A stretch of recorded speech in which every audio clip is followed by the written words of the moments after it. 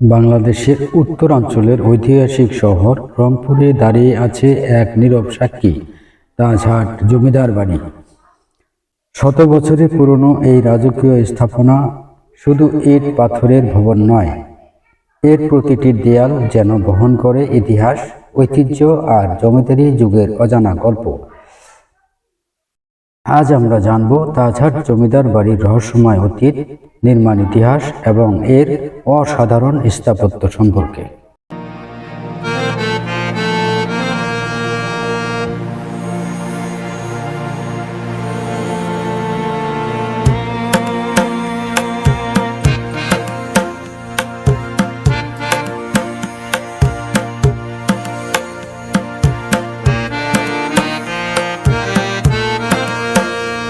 রংপুর শহর থেকে কয়েক কিলোমিটার দূরে তাজহাট এলাকায় অবস্থিত এই ঐতিহাসিক স্থাপনাটি বহু বছর ধরে পর্যটকদের আকর্ষণের কেন্দ্র। বর্তমানে এটি একটি প্রত্নতাত্ত্বিক জাদুঘর হিসেবেও ব্যবহৃত হচ্ছে।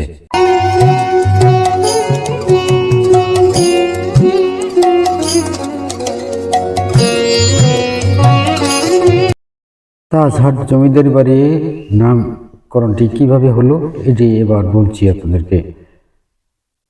এই নিয়ে রয়েছে বেশ আকর্ষণীয় গল্প। বলা হয়, জমিদার বংশের প্রতিষ্ঠাতা মান্না লাল রায় মূলত গহনা ও মূল্যবান অলংকার ব্যবসায়ী ছিলেন। বিশেষ করে তাজ বা মুকুট বিক্রির কারণে এলাকাটি ধীরে ধীরে তাজহাট নামে পরিচিত হয়ে ওঠে। ছোট্ট একটি ব্যবসা থেকে শুরু হওয়া যাত্রা একসময় জমিদারি বংশে রূপ নেয়।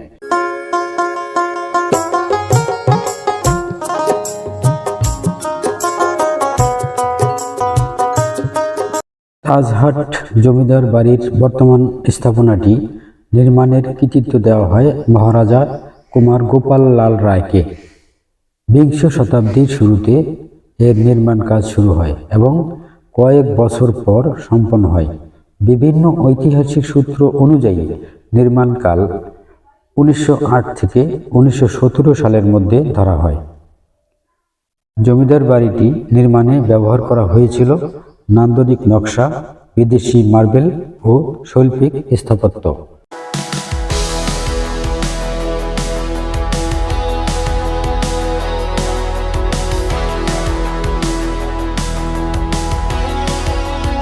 তাজহাট জমিদার বাড়ির সবচেয়ে আকর্ষণীয় দিক হল এর অসাধারণ স্থাপত্য শৈলী। বিশাল সিঁড়ি, মার্বেলের ব্যবহার, দীর্ঘ করিডোর এবং কারুকাজ করা নকশা ভবনটিকে দিয়েছে রাজকীয় সৌন্দর্য। ভবনটিতে রয়েছে অসংখ্য কক্ষ, বিশাল খোলা প্রাঙ্গণ এবং সুদৃশ্য কলাম। ইউরোপীয় ও ভারতীয় স্থাপত্যের মিশ্রণ এবং সৌন্দর্যকে আরও বাড়িয়ে তুলেছে।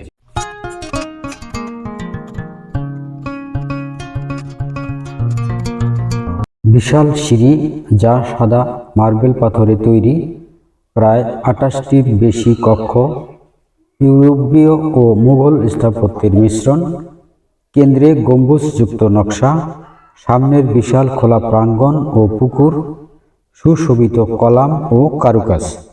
এই ভবনের সামনের সিঁড়ি এবং মার্বেলের ব্যবহার একে বাংলাদেশের অন্যান্য জমিদার বাড়ি থেকে আলাদা করেছে।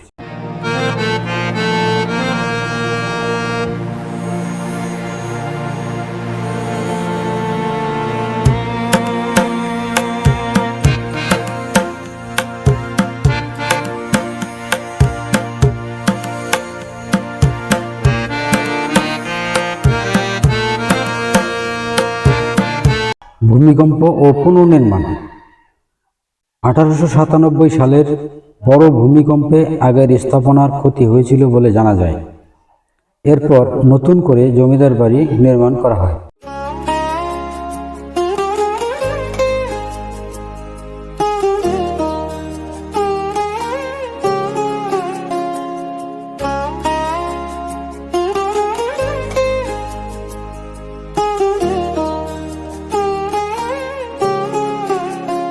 স্বাধীনতার পর কি হয়?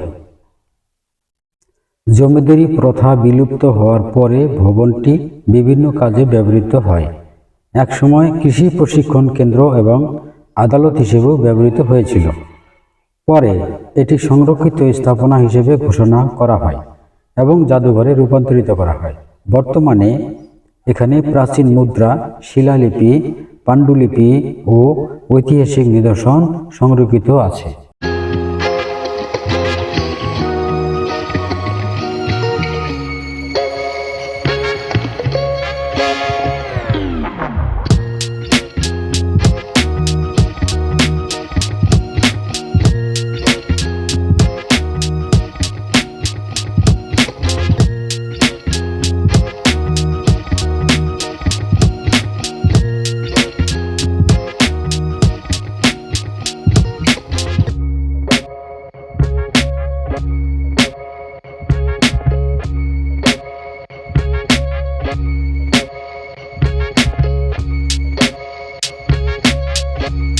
জমিদারির পতন। সময়ের পরিবর্তনে জমিদারি প্রথার অবসান ঘটে। জমিদারি যুগ শেষ হওয়ার পর এই ভবনের জৌলুসও কমতে থাকে। পরবর্তীতে এটি বিভিন্ন সরকারি কাজে ব্যবহৃত হয়। দীর্ঘ সময় অবহেলায় থাকলেও পরে প্রত্নতত্ত্ব বিভাগ এর গুরুত্ব বুঝে সংরক্ষণের উদ্যোগ নেয়।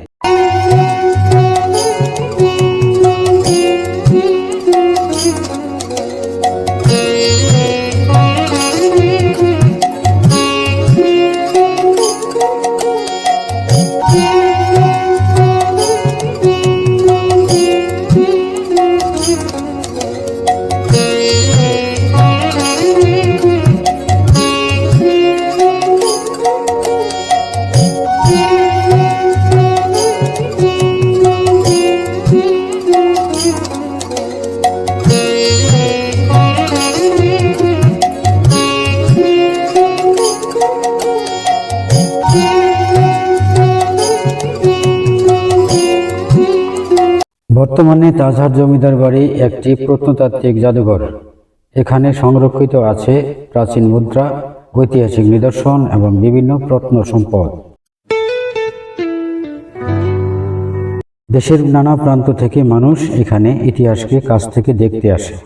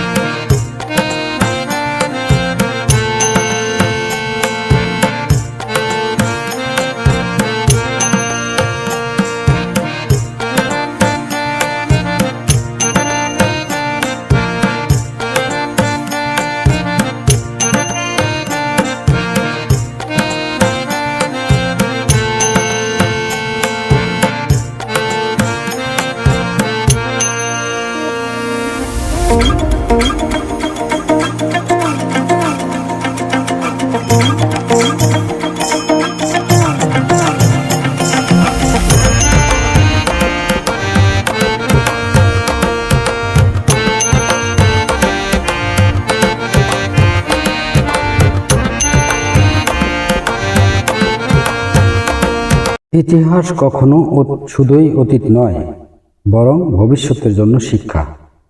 তাজহাট জমিদার বাড়ি আমাদের মনে করিয়ে দেয়, এক সময়ের জৌলুসও সময়ের সাথে ইতিহাস হয়ে যায়।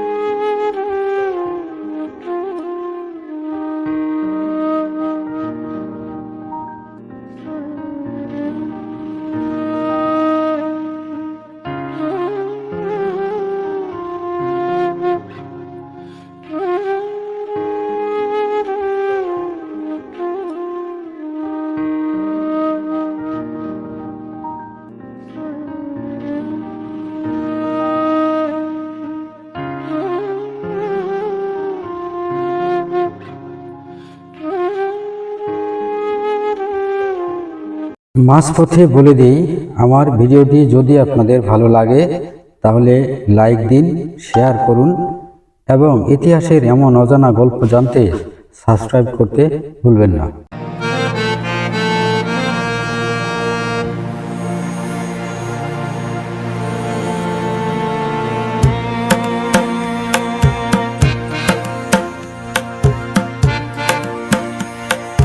এখন জানিয়ে দিই আপনারা এই রংপুরের তাজহাট জমিদার বাড়িতে কিভাবে আসবেন।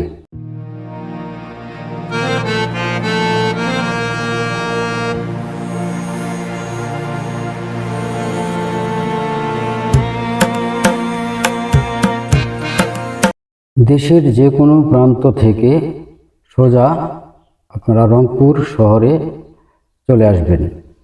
রংপুর শহরের দুই প্রান্তে দুটি জায়গা আছে। একটি হলো রংপুর মডার্ন, অর্থাৎ যে স্ট্যান্ড আছে, বাস স্ট্যান্ড মডার্ন নামে পরিচিত, সেই স্ট্যান্ডে নামতে পারেন, অথবা সাত মাথা নামে আরেকটি জায়গা আছে একটু এগিয়ে, সেখানে নামতে পারেন।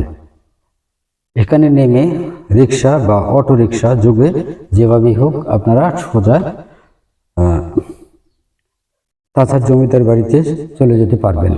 ভাড়া খুব বেশি নয়, ওখান থেকে 20 টাকা ভাড়া লাগবে, এর বেশি নয়।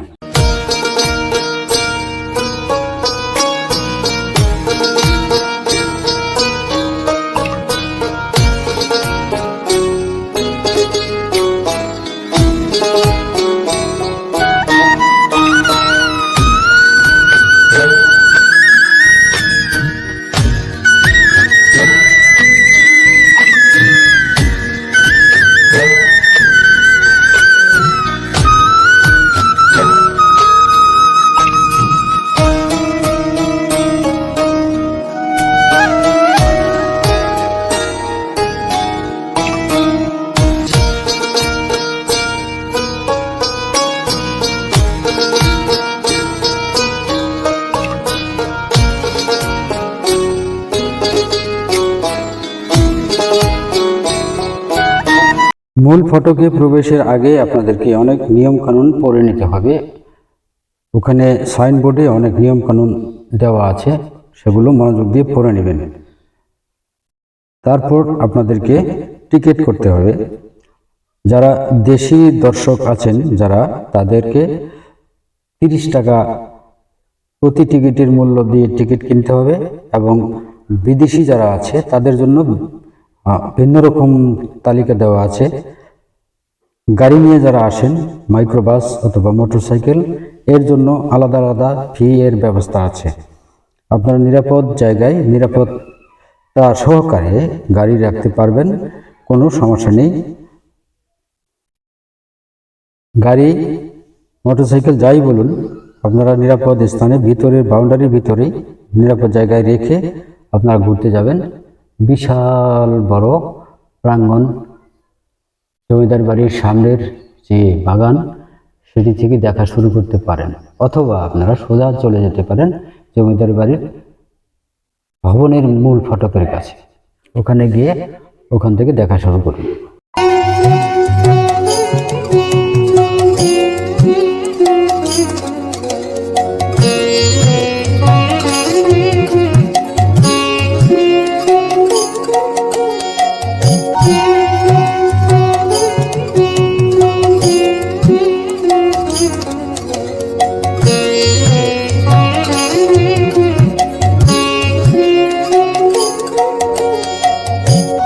আগেই সাবধান করে দিই, ভিতরে প্রবেশ করার পর আপনারা কোনো ড্রোন বা ফোনের স্ট্যান্ড ব্যবহার করে কোনো ভিডিও করতে পারবেন না। যদি অফিসিয়াল নিয়মকে উপেক্ষা করেন তাহলে আপনাদের সমস্যা হতে পারে, বিষয়টি মাথায় রাখবেন। তো যাই হোক, আপনারা নিয়ম মেনে কাজ করবেন, ওখানে ভিডিও করতে পারবেন, হাতে ফোন নিয়েই কাজ করতে পারবেন। আর যদি আপনারা ড্রোন বা অন্যান্য ইকুইপমেন্ট ব্যবহার করতে চান তাহলে আলাদা ফি দিয়ে করতে হবে।